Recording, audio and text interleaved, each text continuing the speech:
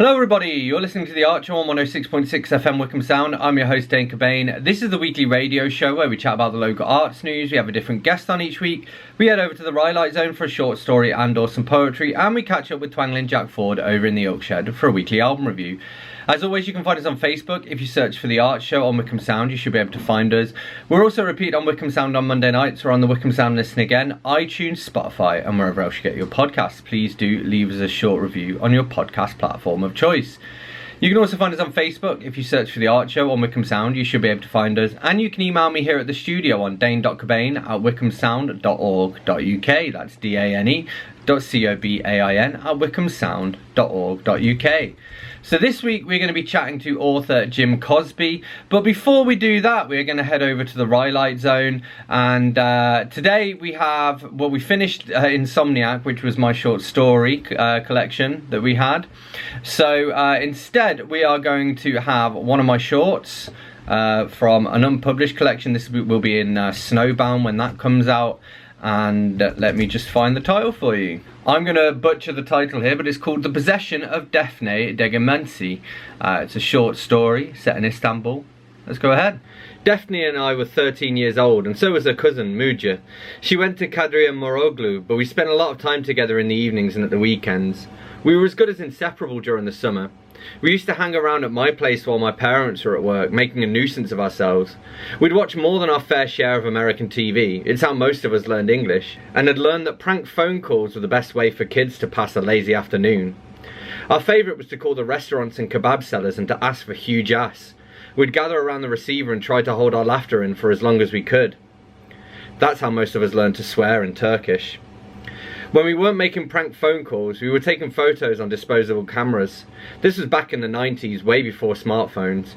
Mobile phones were around, but I didn't know anyone who had one. They were for businessmen, politicians and actors in the TV shows we used to watch. Digital cameras were a little more common, but I didn't know anyone who had one of those either. And so my friends and I used disposable cameras instead. We'd get them as birthday gifts and save them up until the summer, when we'd have plenty of time to take photos.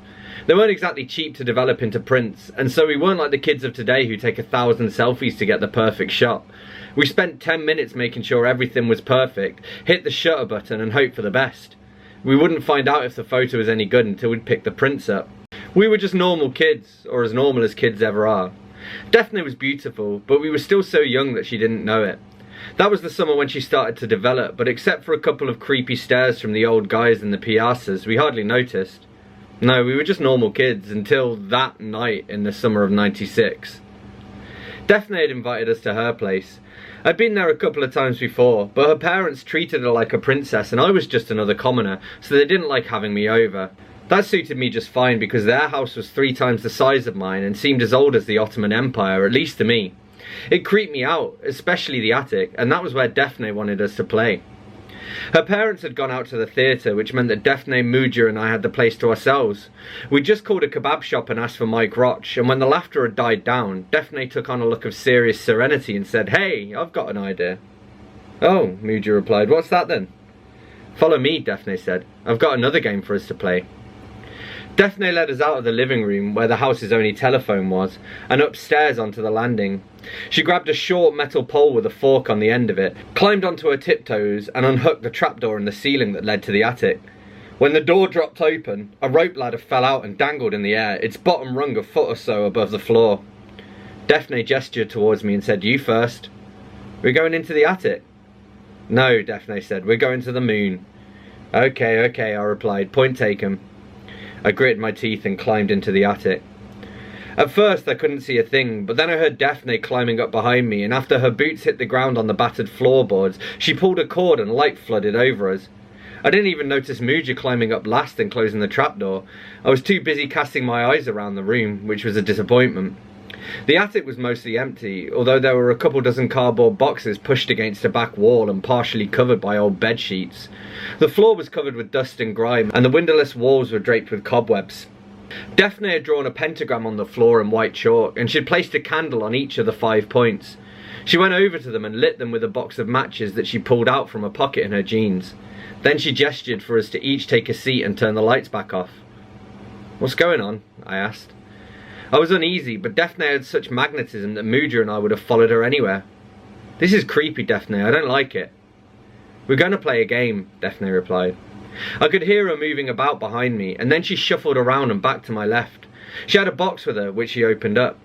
Then she took out the board and placed it in the middle of the pentagram.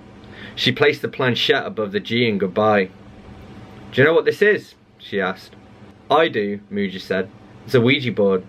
People use it to contact the dead. They do, Daphne replied. But I don't believe in all of that.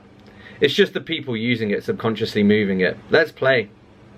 We shouldn't play with that thing. It's just a game, Daphne insisted. It's made by Hasbro. Still, Daphne. Oh, don't be such a baby, she said. Come on, put your fingers on the planchette. You too, Zaynep. That's it, just like that. She looked at the two of us and waited until we were in position. Then she turned her attention back to the board. We call upon the spirit world, Daphne said. We welcome any spirits that would like to talk to us. As if on cue, the candles went out as an unseasonably cold breeze passed through the attic. I shivered and wrapped my arms around myself, wishing I'd thought to wear a cardigan. Daphne lit another match and quickly passed it from one wick to another. Is there anyone here who wants to speak to us? At first there was nothing. Then I felt a slight vibration and the planchette moved slowly but surely to the top left corner, where it stopped over the yes. Are you doing that, Daphne? Muja asked. Be quiet, Daphne hissed. I was already way ahead of her. Even if I'd wanted to talk, I don't think I would have been able to. I noticed that as Daphne spoke, her breath left a cold mist in the air. It had been 26 degrees outside. What do you want? Daphne asked. There was a silent stillness to the air. The planchette started crawling across the wooden surface of the board like a cockroach in a nuclear wasteland. Why, oh, you. Me, Daphne said. You want me? Why? Daphne, please. We have to finish, Daphne insisted. She turned back to the board and added, Why do you want me, spirit? The planchette started to move again. D-E-A-T. Please, Muja repeated. She sprung to her feet like a coiled snake, taking her hands off the planchette and breaking the circle. Daphne, this isn't funny. I'm not doing anything, she protested. I stood up too, and I was hot on Muja's heels as she raced towards the hole in the floor that led back to the house below. I'm sorry, Daph, I said. Muja's right, this is too much, even for me. But I didn't do anything, Daphne said. Maybe she didn't, but that night changed everything. And in hindsight, I also realised that when she blew out the candles and followed us out of the attic, she forgot to close the connection by saying goodbye to the spirit. Alright, that was The Possession of Daphne Degemensi from myself, Dane Cobain, for this week's entry into the Rhylight Zone. You're listening to The Archer on 106.6 FM Wickham Sound, and this is Andrew Cobain with Love.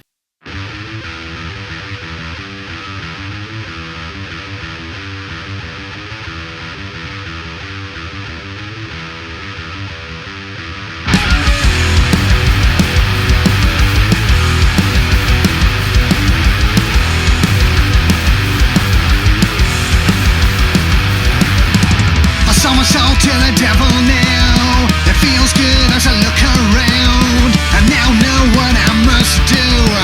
Do you know that I love you? But I love me more than I love you.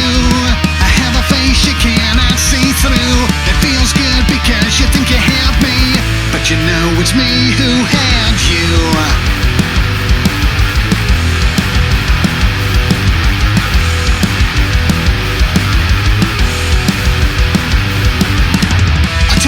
Just where to go.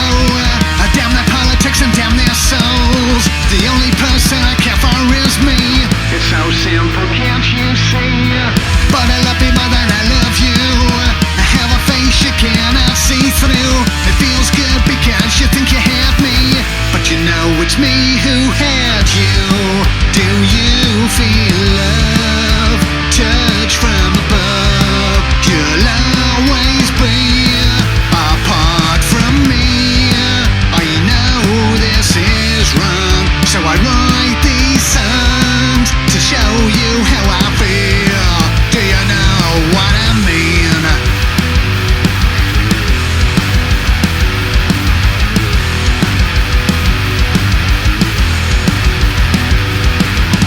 You do anything I see. You want one more night now with me. You worship the ground on which I stand. Do you know that I love you?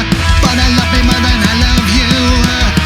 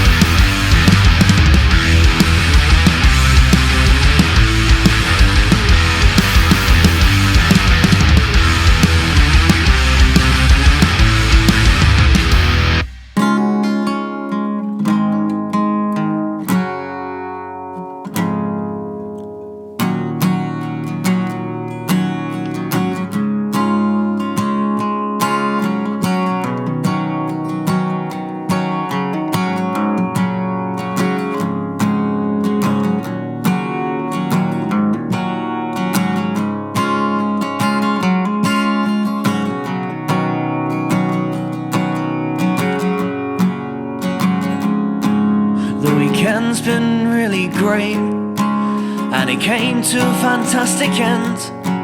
But today, for some unknown reason, I feel stuck in another U-bend. I just can't get my brain working, despite all the things to get done, despite all the good times that have just been. My productive mindset is up and gone, and everything feels useless right now. Don't wanna stay here, but I don't want to go out, 'cause I feel lost and I feel trapped, and I don't know how I should act, 'cause I know that the black cloud has come back. Another day is wasted away, and it feels like I should have stayed in bed, because the black cloud has come my way. It's taken 2 hours to make a coffee. Seems I just can't find the energy to do even the most simple of things that help me feel like me. I wanna take myself back to the good times, but my memory right now is like a sieve. I wanna start again from Friday, 'cause today I don't feel so proactive, and everything feels useless right now. Don't wanna stay here, but I don't want to go out, 'cause I feel lost and I feel trapped, and I don't know how I should act, 'cause I know that the black cloud has come back. I'm confused to what I should do. I don't know where I can run to. The room's gone so heavy this time, I just can't see through.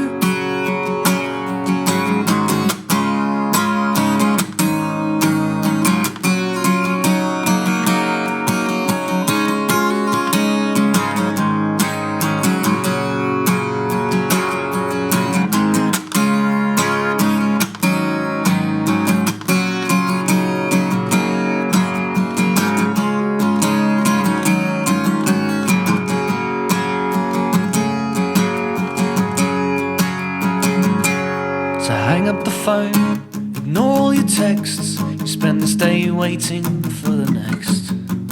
There's no time now, and no use worrying about the rest. My patience wears thin, my coffee's gone cold. I just think of things I want to be told.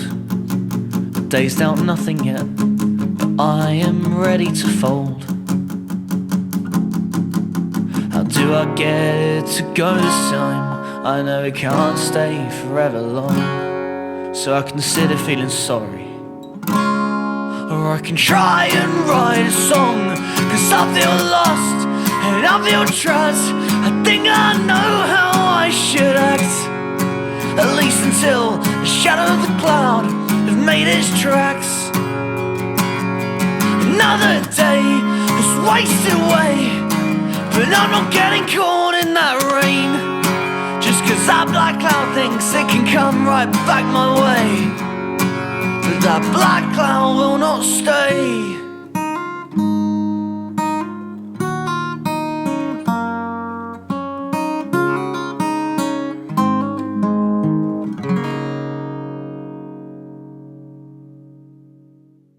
That was Black Cloud by Dan Pride, and before that we had Andrew Cobain with Love.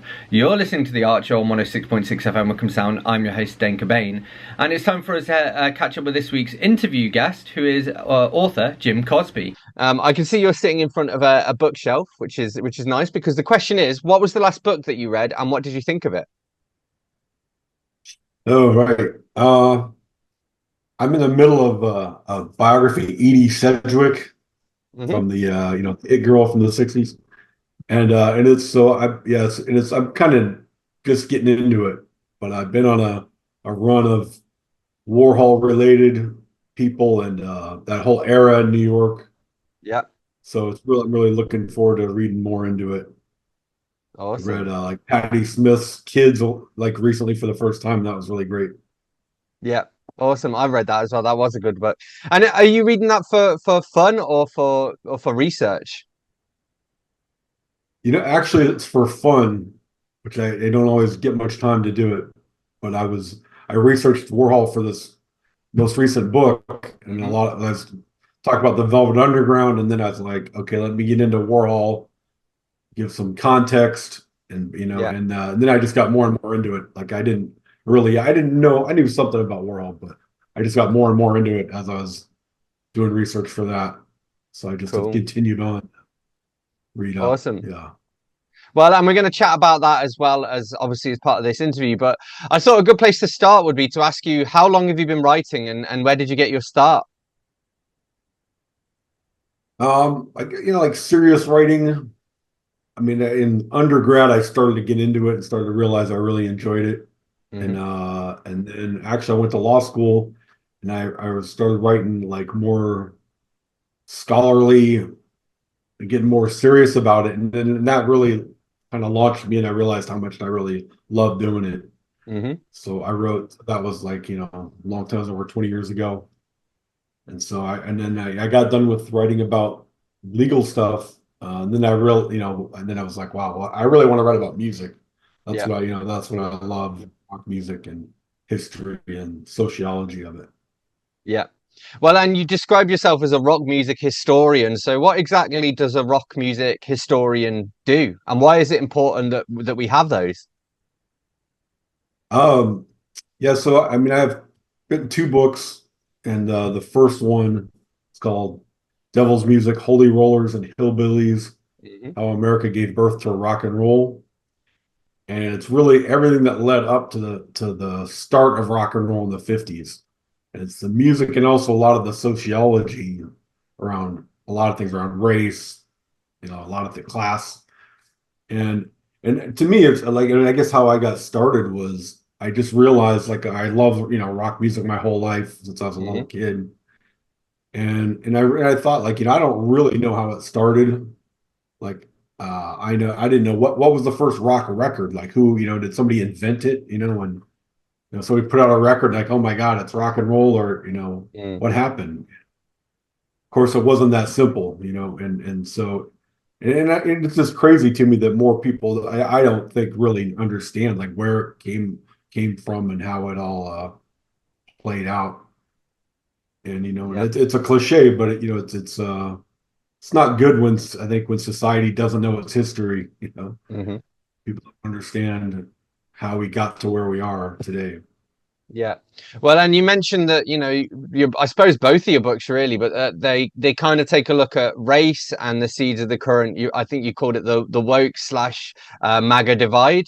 Um, and I guess rock and roll is a great example of that because, it started as quote unquote black music. And then I think that's why there was then a backlash against it from society when, when white people then started playing again, quote unquote, black people music. So, what can you tell us a little bit more about how rock and roll and the history of rock and roll kind of reflects that divide in our society? Right. Yeah, it really was just, it's hard to imagine that rock and roll became so part of culture, so accepted as just this huge part of culture. Hmm. It still is, the impact is still being felt.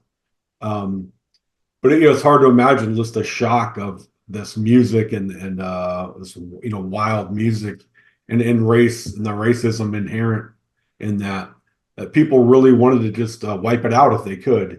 Yeah. If the government could have just wiped it out, they would have. There's some people were so thrown off, and it's just so shocking. And and there's a couple ways where it really plays out. Uh, one way is yeah, it's this idea like how does it become this the way things get sucked up into the mainstream and in not always such a good way and uh, uh, exploited really, and so rock was black music and then it was integrated music and then it was white music, Hmm. like most people, I think they don't even, and most people think of rock music, well that's white people, these white bands playing, that's rock Mm. music, and don't even think twice about it, that it was, Yeah. well, it was black. Um, So that's a whole process. That was more so we talked about that in the first book, and then the second book, the one out right now. What I really focused on as far as that is the disco era. Hmm. And a lot of people know like disco had this huge backlash against it. Yeah. Basically, the suburban white rockers, at least in the US, hated it, hated disco. And it was sort of funny. A lot of people didn't like disco, and so there's this huge backlash against it. And so I really wanted to look at that, like why was this hatred for it? Yeah. I mean, you hear a genre you don't like, it's like, okay, that's just a genre I won't listen to anymore. Hmm. Uh, right. But there's this hate. And one famous incident was there was a baseball game, and for a promotion in Chicago, a rock DJ had this event called Disco Demolition Night. And so they literally asked all these rock fans, suburban white kids basically, to bring disco records. And then in between games, it was a double header game. Yeah. So in between games, they blew up the records on the field. They literally blew them up. And then the like fans ran onto the field. Everybody was so fired up. They ran onto the field and damaged the field, and they had to cancel the second game. And so it's just, I really had to look into that. So, why and why were these things so upset, Yeah. Um, and you're really looking into it. It's like this idea, like in the 70s, a lot of things were happening, and again, I'm really generally talking suburban white males in the US. Hmm. Um, and, there was a recession that, you just had this failed Vietnam War, basically. You had a recession in the US. Uh, Blue collar jobs were sent overseas. Manufacturing jobs were sent overseas. Yeah. Unions weakened really badly, actually, in the UK and the US. And so, for the first time, these suburban white males, all of a sudden, things didn't look so optimistic. Yeah. And so, at the same time, and then so then you had rock was becoming dominated by groups like Led Zeppelin and Van Halen, like these really in your face kind of rock groups. Yeah. Not really so that's where rock music went for a lot of people. And so disco, a Yeah. lot of the minorities. Go ahead. I was You going to say jump in. it kind of went from rock and roll to what we would now call rock, and even then you have it kind of splintering as well. So things like Black Sabbath coming about and like heavy metal coming onto the scene as well.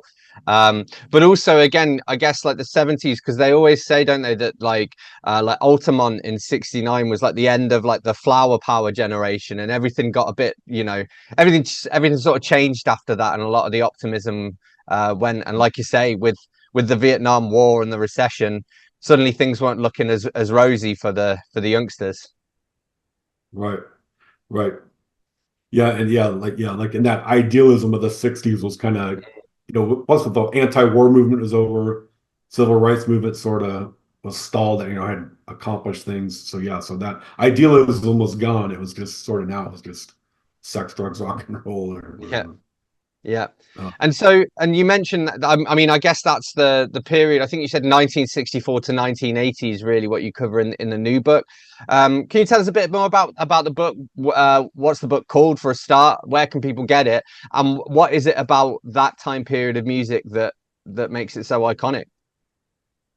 yeah, it's rock music. The title is Rock Music, Authority and Western Culture, 1964 to 1980. And so it picks up where the first one left off. Hmm. Um, And so I just identified it as this area of such huge transition, clearly in Western culture, and I had a hard time figuring out what the exact theme needed. What was the like one unifying theme? And I think authority was, really came down to just authority, and how things changed in so many ways, like the way we looked at sex, drugs. And even today, I think like you look at, people don't trust experts, or science, or so all that stuff got kind of blown up in a lot of ways, and in some good ways, and in some not so good ways. And I just found rock and roll, because it's people get music and understand rock and roll. So I think when you kind of explore these issues through the music, I think it's easier to understand what was going on. Yeah. You're listening to The Archer on 106.6 FM Wickham Sound. I'm your host, Dane Cobain. I'm here in conversation with author Jim Cosby, and this is Georgia Michelle with Say Goodbye. Hiding from my own mind, been so caught up in yours, longing for the feeling we had in the beginning. Face it, it's denial. Maybe things aren't right. We're staying cause it's easy. Stop trying to deceive me with roses and champagne to blind me from my headaches. Suppose it's time I made my case.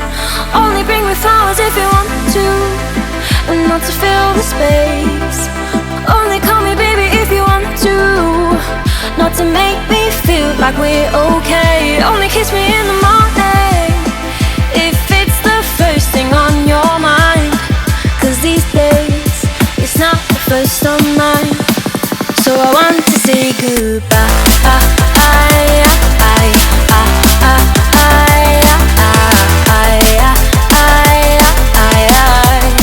So I want to say goodbye.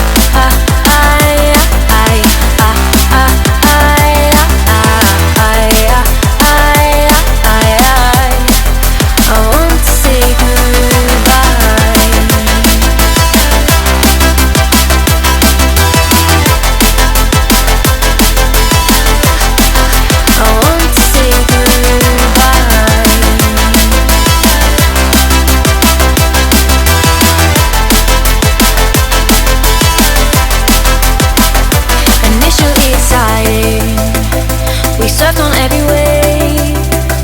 Euphoric was the feeling we had in the beginning. The water's running empty.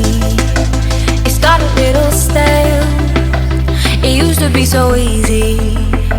Stop trying to deceive me with date nights and white wine to cloud me from thinking twice. So wake up and see the signs. Only bring me flowers if you want to, and not to fill the space. Only call me baby if you want to, not to make me feel like we're okay. Only kiss me in the morning if it's the first thing on your mind, cause these days it's not the first on mine. So I want to say goodbye.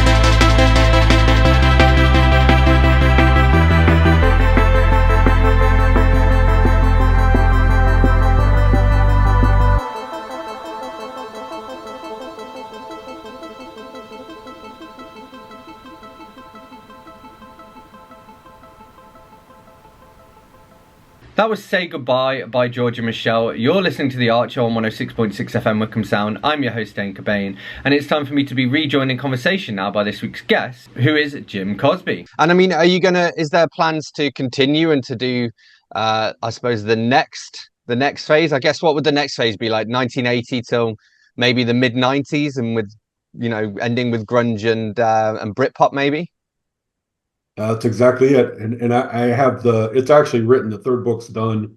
And I'll get that out when, next year or whatever. Yeah. And yeah, it's exactly it. Actually, I start with punk. Yeah. And then, yeah, of course. Yeah. Yeah. And then go to, the grunge, and then the end of Britpop like 97. Yeah. After Oasis is kind of, hit their peak, and then Radiohead kind of takes over, I guess, or OK Computer comes on, and I sort of see that as the end of this whole era of classic rock, whatever. Yeah, for sure. And do you cover in that, because again, we've talked about, I guess, some of the sort of the controversies that have been associated with rock and roll, and for me, especially during that period of maybe like the late 80s, do you cover like the whole satanic panic, and again, this reaction from the more conservative side of society, thinking that there are messages to the devil if you play records backwards and things like that? Yeah, you don't believe that? No, I'm kidding. It depends. It depends. If you're listening to it, you're going to hear it, I think. If you're listening for it, rather. Right. Yeah, I talk a lot about that, and actually in the current book, I was really after the fact. I'm looking back, and I love the story of like Ozzy Osbourne and Black Sabbath, which is the first heavy metal band, and they, especially Ozzy, had all these accusations following him around that he was the dark angel or whatever they called him. Yeah. And it's sort of their story sort of embodies so much of that, because it was like, if you look at Black Sabbath's lyrics, there's nothing remotely satanic about it. Yeah. And, one of their more well-known songs is War Pigs, and where they actually literally say, it's this heavy, dark song, and at one point they're saying, Satan laughing spreads his wings, and Satan's clearly, it's the generals and the politicians sending kids back to war over and over, Yeah. And just this idea that they were satanic is like absurd. And what I'm trying to do in these books is, like, when you look at their real stories of Ozzy and all those guys, like, you want to know what they're really about. Like Ozzy, they came from Birmingham, which was a rough city to begin with. Then during World War II, it gets bombed out because it was the big industrial center, the second biggest city in the UK. And so they grew up in this dystopian, horrible environment. And Ozzy grew up with all kinds of abuse, physical abuse, sexual abuse. Like that's where they were coming from. They weren't satanic. Like, they were just dealing with heavy stuff, Yeah. Heavy stuff. Yeah.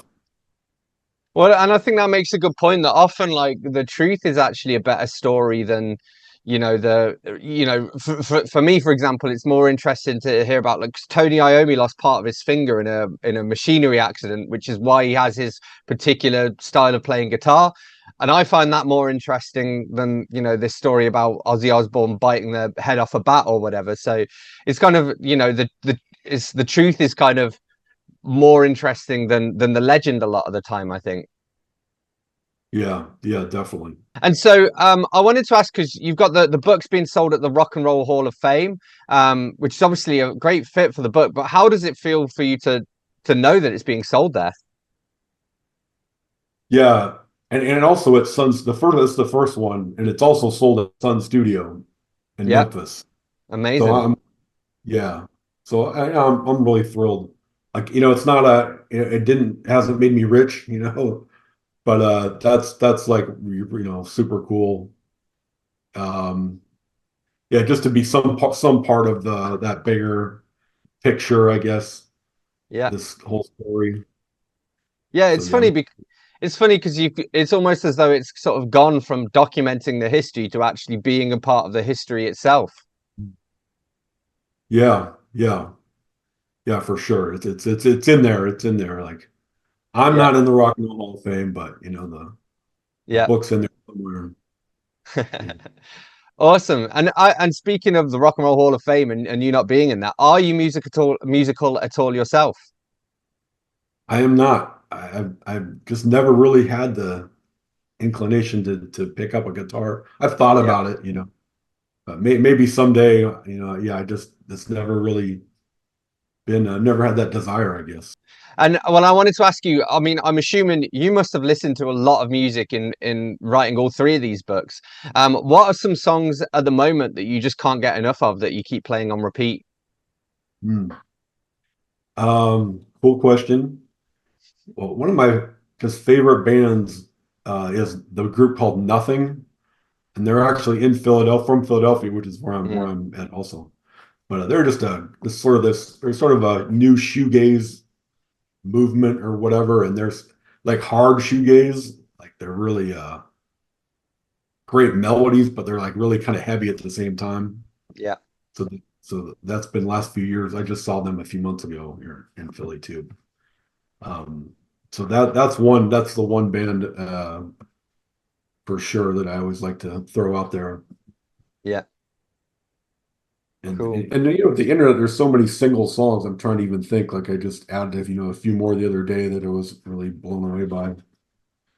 I'd have to pull them up. I can't even think of what they are. But Yeah. well, it's a group, Night Moves. You ever heard of them? No, I They're have sort to look them up. Yeah, they're really cool. Cool. And actually, again, talking about you saw Nothing in concert. Like, if you could go back and see any of these bands or acts kind of at the height of their live performance powers, who would you go for? Oh man, that's tough. There's a whole lot. Like the Beatles, kind of the obvious. That's Yeah. one of my favorite band.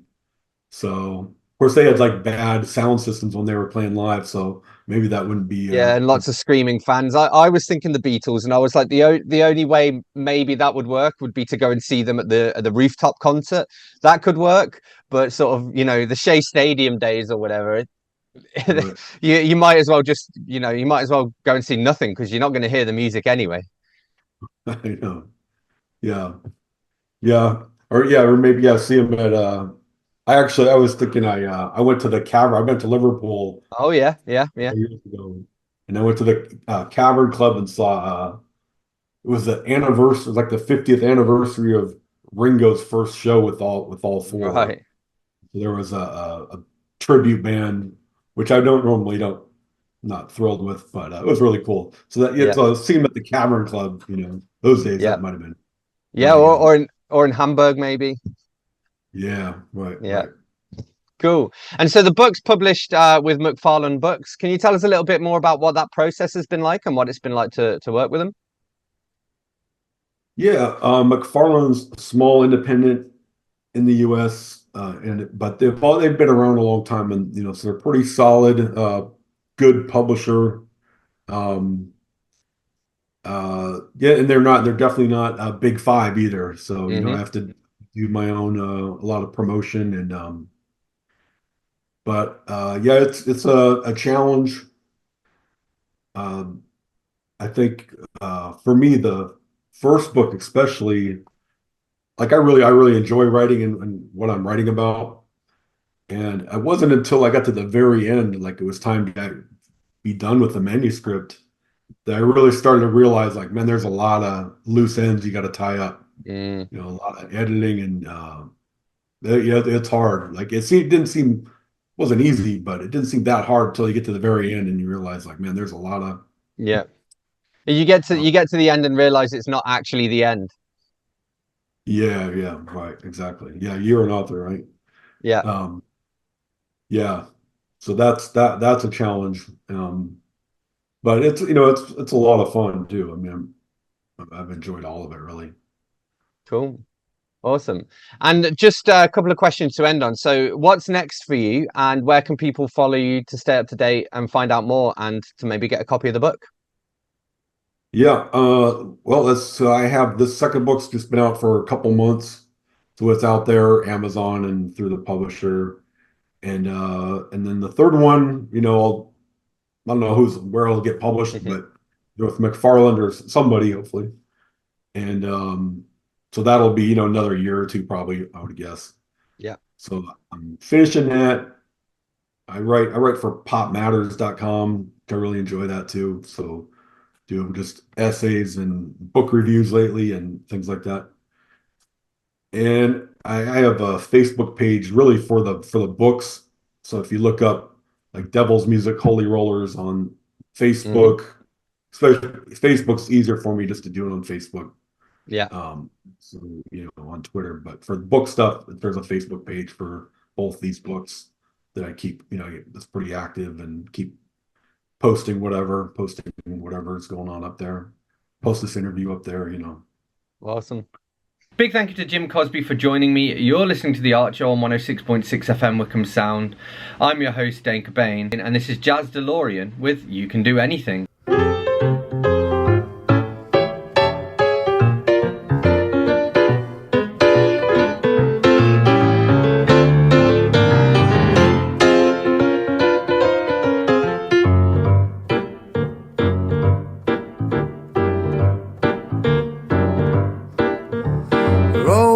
Round the country on an overdrive, picking up the silver that I spy. But there's more tears in my jeans than holes in my heart. I'm a wandering, lonesome kind of guy. You can do anything.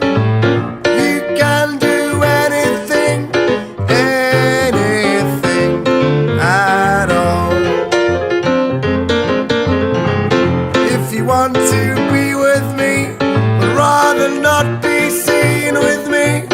I don't mind at all.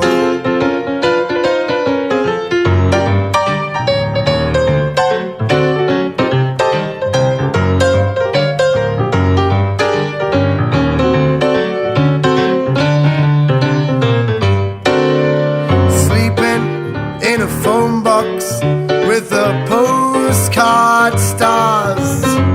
I had a minor fallout with the law. Well, there's more fear in your eyes and the hunger to love. Sit down, I'll tell you all the things I saw. Oh yeah, here we go. You can do anything. You can do anything. Anything at all.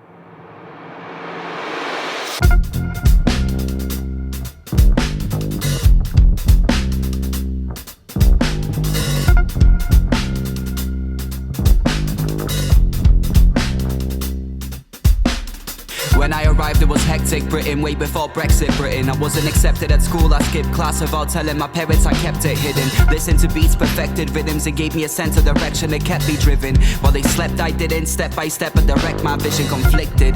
Abstract, corridors, packed bags, can you fit them all in a hatchback? Are we laughing with them or we laughed at? That's back when Sony Ericsson with a speaker was the cool flex. Hoping to be immortalized in it, drawn to my school desk.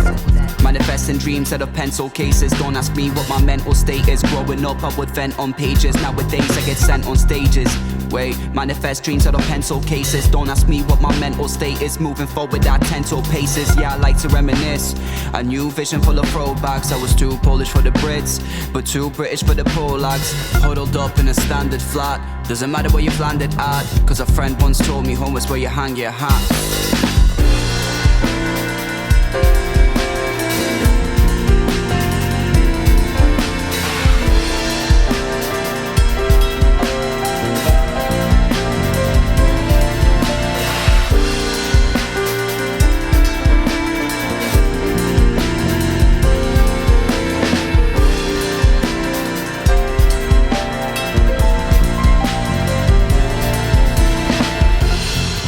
Observe everything, best believe Sammy is learning.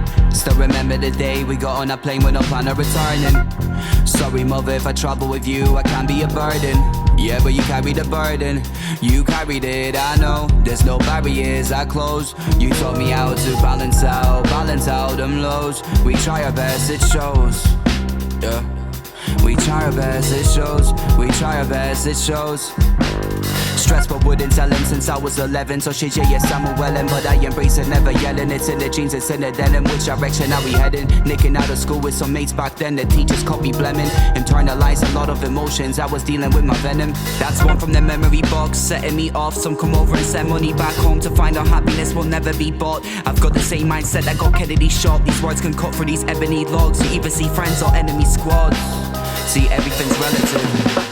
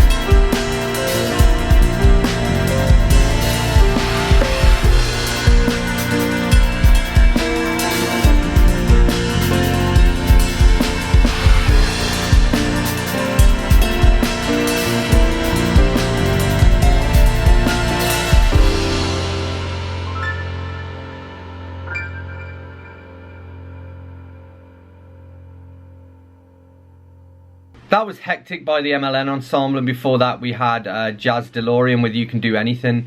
You're listening to The Archer on 106.6 FM Wickham Sound. I'm your host, Dane Cobain, and it's time for us to head over to the Ilk Shed now to catch up with Twangling Jack Ford for this week's album review. Bill Evans' Waltz for Debbie. Waltz for Debbie is a live album recorded in 1962, with Bill Evans on piano, Paul Motion on drums and Scott LaFaro on bass. This was seen as being Bill Evans' best trio, but these were their last recordings as LaFaro died shortly after. It is an incredibly pleasant listen, possibly not so much for rock fans wanting to get into jazz, though in places it reminds me of some of Tom Waits' quieter moments. It may be more for fans of classical piano. Being jazz, it is not just about the soloist, but the way the piano, upright bass and drums interact.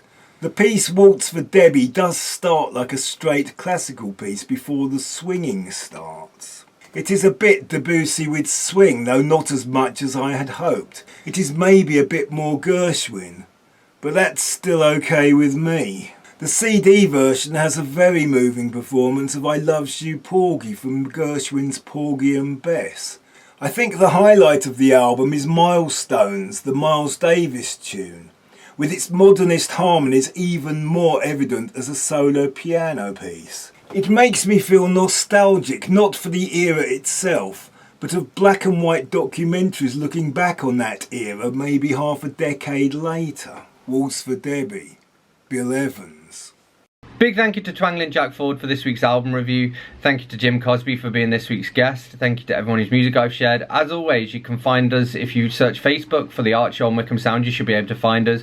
We are repeated on Wickham Sound on Monday nights, or on the Wickham Sound Listen Again, iTunes, Spotify, and wherever else you get your podcasts. Please do leave us a short review on your podcast platform of choice. You can also find us on Facebook. If you search for The Art Show on Wickham Sound, you should be able to find us. And we are repeated on Wickham Sound on Monday nights, or on the Wickham Sound Listen Again, iTunes, Spotify, and wherever else you get your podcasts. Feel free to drop me a line on dane.cobain@wickhamsound.org.uk. That's dane.cobain@wickhamsound.org.uk. I would love to hear from you. So I'm going to leave you with one last tune, and this is Squid Face Girl with My Best Friend. I'll catch you next week.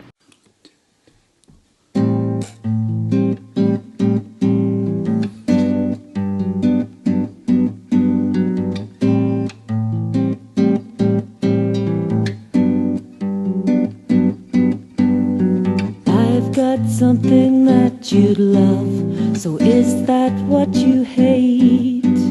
That I've got something beautiful that you can never take. So don't throw me a lifeline entwined within a troubled mind. No, I don't want your lifeline when your advice is so I won't let you get in the way of 20 years of my yesterday. Ooh,